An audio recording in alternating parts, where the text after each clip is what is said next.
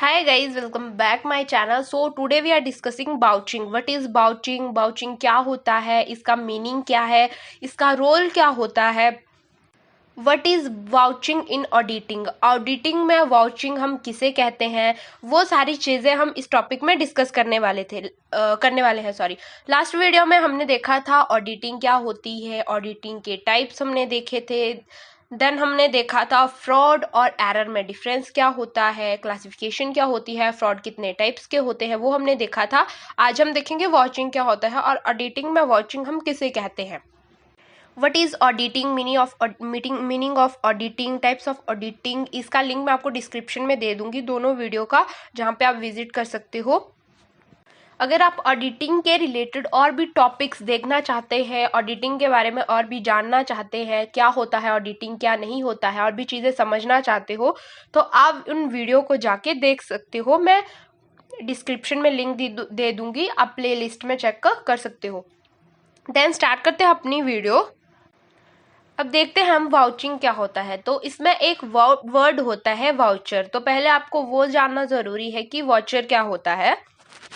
Voucher जो होता है वो एक प्रूफ होता है, एक एविडेंस होता है, जिससे ये पता चलता है कि कोई ट्रांजैक्शन हुआ है. फॉर एग्जाम्पल, जब भी हम किसी बड़ी दुकान पे जाते हैं, नॉर्मल दुकानों पे वो नहीं होता है, बड़ी शॉप पे जब हम जाते हैं, फॉर एग्जाम्पल आप ग्रॉसरी पे जा रहे हो, तो जो भी सामान आप परचेज कर रहे हो, तो जो सेल्समैन होता है जब आपको सामान देता है, उसके साथ साथ वो आपको एक रिसिप्ट भी देता है, बिल रिसिप्ट, जिस पे लिखा होता है कि आपने कौन सा सामान परचेज किया, किस रेट का वो था, उस सारे का टोटल अमाउंट कितना है, उसका टोटल प्राइस कितना है.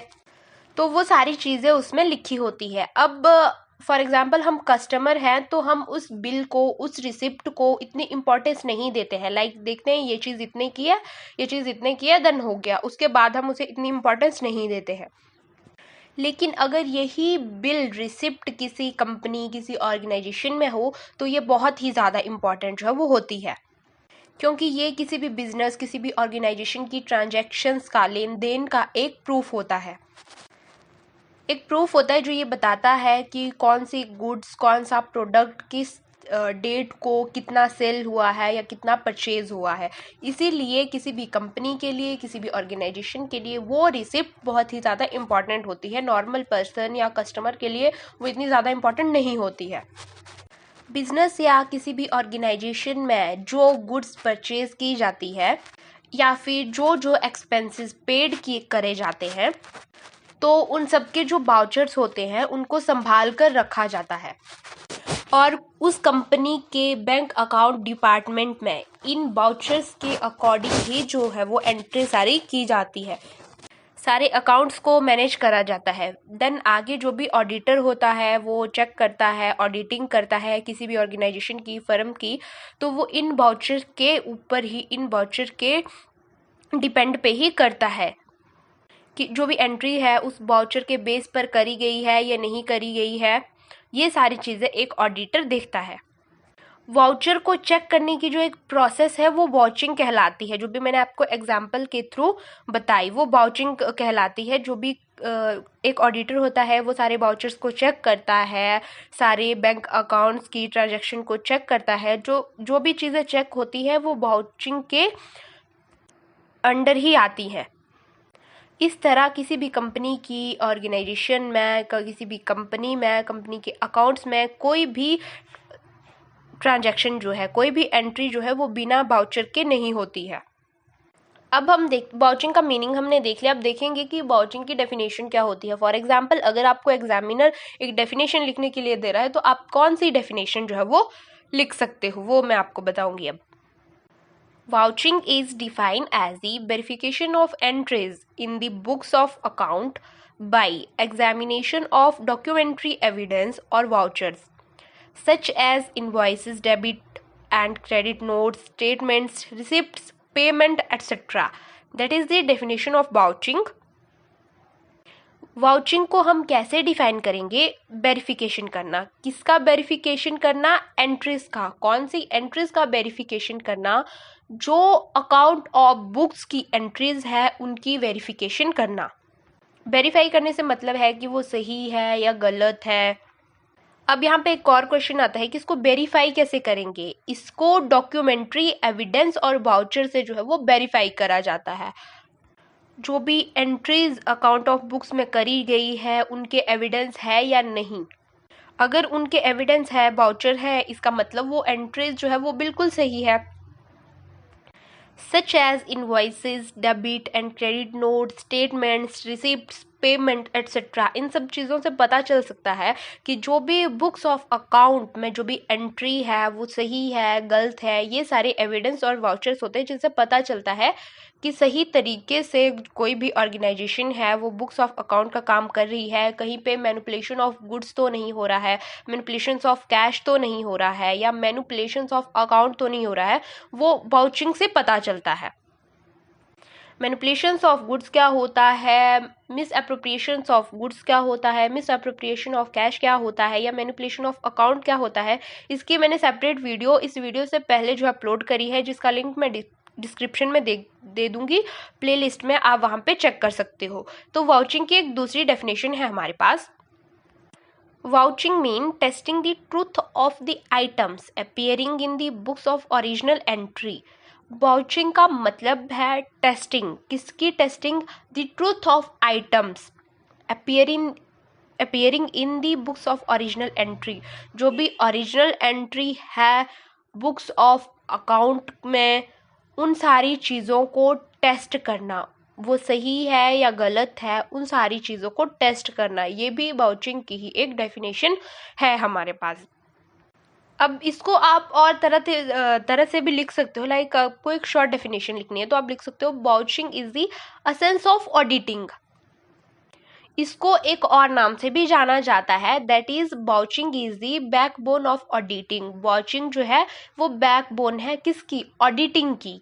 ऑडिटर जो है वो अपना काम कैसे करेगा किसी भी ऑर्गेनाइजेशन में? अगर उसे वाउचर मिलेगा जिसके थ्रू एंट्री हुई है किसी भी ट्रांजैक्शन की, क्रेडिट नोट उसे मिलेंगे, स्टेटमेंट उसे मिलेगी, रिसिप्ट्स उसे मिलेंगी, तो वो सारी चीज़ें वाउचिंग में होती है। इसीलिए बोला गया है vouching is the backbone of the auditing. अब वाउचिंग हमने देख लिया। अब नेक्स्ट हम देखेंगे वाउचर की एक छोटी सी डेफिनेशन कि वाउचर क्या होता है। अ voucher is an any documentary evidence in support of a transaction. किसी भी ऑर्गेनाइजेशन के बुक्स ऑफ अकाउंट में जो भी एंट्री की गई है वो सही है या गलत है, उनका एक प्रूफ देने वाले जो पत्र होते हैं उनको हम वाउचर कहते हैं। जो प्रूफ्स होते हैं उनको ही हम वाउचर कहते हैं। तो अब आई थिंक आपको वाउचर क्या होता है वो भी समझ आ गया है, वाउचिंग क्या होता है वो भी समझ आ गया है, और ऑडिटिंग में वाउचिंग का मीनिंग क्या है वो भी आपको समझ आ गया। अब हम आगे देखेंगे ऑब्जेक्ट्स ऑफ वाउचिंग। जो वाउचिंग है उसके ऑब्जेक्ट कौन कौन से हैं। फर्स्ट पॉइंट यहाँ पे हमारे पास आता है to know the accuracy of voucher. मतलब जो भी किसी ऑर्गेनाइजेशन में, फर्म में ट्रांजैक्शन किए गए हैं उनके वाउचर्स उस फर्म में है या नहीं, वो चेक करना वाउचिंग का एक ऑब्जेक्ट होता है कि उन वाउचर की एक्यूरेसी है या नहीं है, उसको जानना जो है वो वाउचिंग का काम होता है। देन सेकंड हमारे पास आता है to know the accuracy and truth of the entries. Vouching में एक ऑब्जेक्ट ये होता है कि जो भी एंट्रीज है उनका ट्रूथ प्रूफ करना, ताकि जो भी ऑडिटर है उसको ये क्लियर हो सके कि जो भी एंट्रीज है वो ऑथोराइज्ड है या नहीं है। थर्ड हमारे पास है to know the entries of transaction. ये पता होना चाहिए कि जो भी ट्रांजैक्शन की गई है उसकी सारी एंट्रीज है या नहीं। इस बात की इंफॉर्मेशन गैदर करना भी वाउचिंग का एक ऑब्जेक्ट होता है। ऑर्गेनाइजेशन में कोई भी वाउचर ऐसा नहीं होना चाहिए जिसकी ट्रांजैक्शन या एंट्री नहीं की गई हो। फोर्थ पॉइंट है हमारे पास ऑब्जेक्ट ऑफ वाउचिंग में है to know the entries of outside transaction. Fourth point है, इसमें मीनिंग ये है कि ये जानना कि कौन सी ट्रांजैक्शन जो है वो आउटसाइडर है, कौन सी ट्रांजैक्शन आउटसाइडर नहीं है, ये भी वाउचिंग का एक ऑब्जेक्ट होता है। देन फिफ्थ हमारे पास आता है object of vouching knowledge about authentic transaction, business के लेन देन के अप्रूवल्स होते हैं, उनको चेक करना, तभी वे मान्य हो सकते हैं, तभी वो जो है वो इम्पोर्टेंस होंगे, उनको इम्पोर्टेंस दी जाएगी, अदरवाइज उनको इम्पोर्टेंस नहीं दी जाएगी।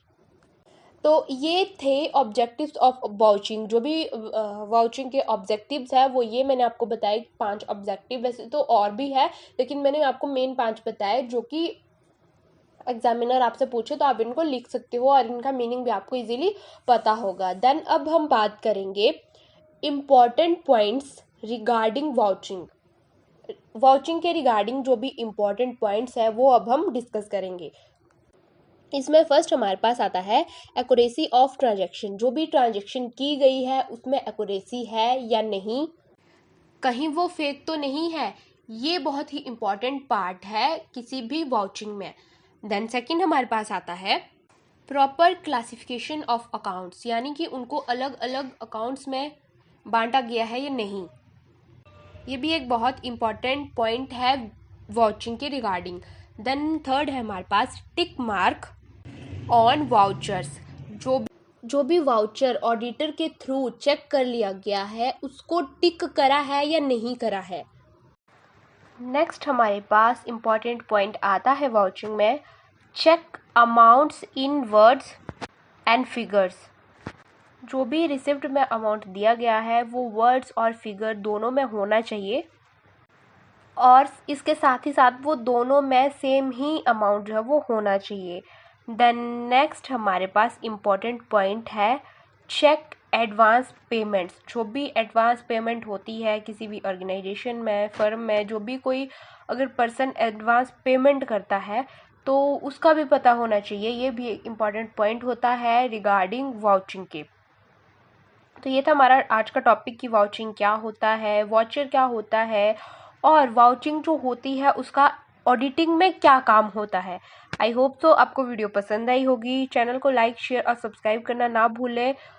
बेल आइकन को प्रेस ज़रूर कर लें ताकि मैं जब भी कोई नई वीडियो अपलोड करूं ऑडिटिंग से रिलेटेड तो आपको नोटिफिकेशन आ जाए, आपको सारी वीडियो स्क्रॉल करके नहीं देखना पड़े जो आपको टॉपिक चाहिए। Thanks for watching.